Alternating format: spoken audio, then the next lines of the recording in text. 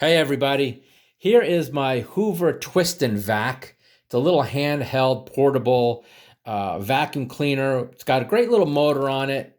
I'm not an electrician or anything like that, so I don't know what all these numbers mean, honestly. I just imagine that, the more horsepower or their amperage or watts it's drawing is good, So, I mean, you guys out there that are more into the technical stuff, you can Google all these numbers here and figure out if it's powerful enough for you.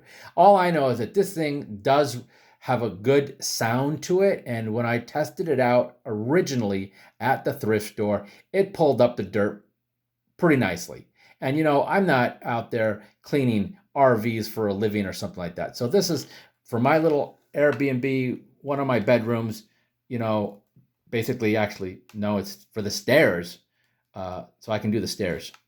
It didn't come with any attachments, but they do come with attachments, and I'll show you the attachments here in just a second here. So this is the manual here, and these are the cleaning tools that come with it. Now, if you look at the top here, this little gadget here,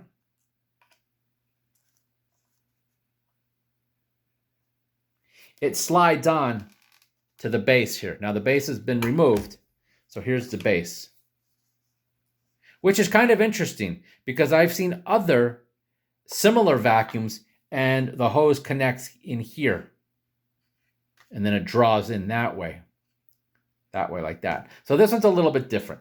The Dirt Devil does that. So anyway, so I took this apart.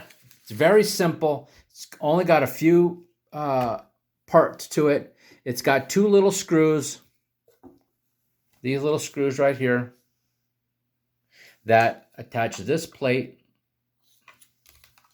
to the bottom. You can see the two screws hole, one on top there and one on the bottom.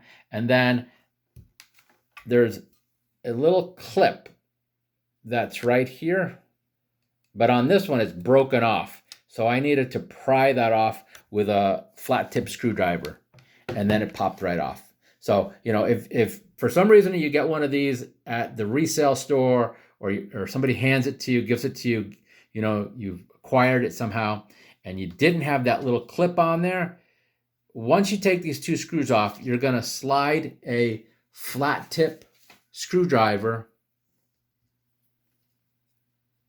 and pry it off of this area here. I'll show you in a second. Okay, so now it's sitting in its position, or just about, but you'll see that there's a little tiny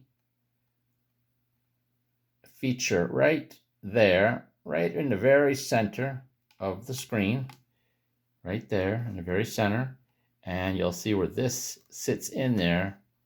Sorry about the focusing, folks. And because it doesn't have the little plastic piece to kind of like bend it or push it or whatever you got to do in order to release that, you just get a flat tip screwdriver underneath there and lift that off of there, and then it'll pop right off. Damn, I hate this cell phone with the annoying in and out focusing. Sorry about that, man. I'm gonna kill this cell phone. So then these little ends here go here, and you'll see a little tiny brown washer. I think that's metallic. Don't lose that washer. I'm sure it's necessary for friction control, or this is spinning. Remember, this is spinning, so you got to have some kind of